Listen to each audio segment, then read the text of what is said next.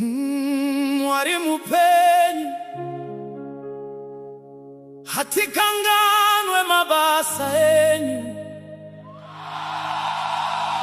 Glory voice stiri pano tichirumbidza Ishe.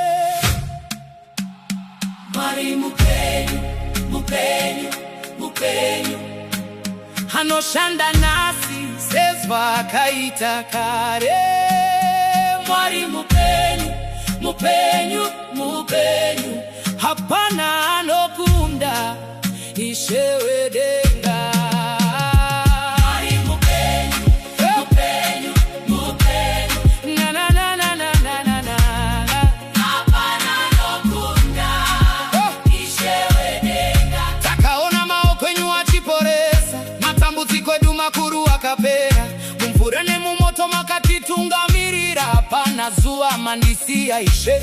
Munopatariro kune vasina simba, munomutsa vakawa muvurevu. Rudo rwenyu haruperi nasi tinopupura imi muri Mwalimu penyu. Kana nyika ikatepana minduro Ishe mi munoti pane nzira.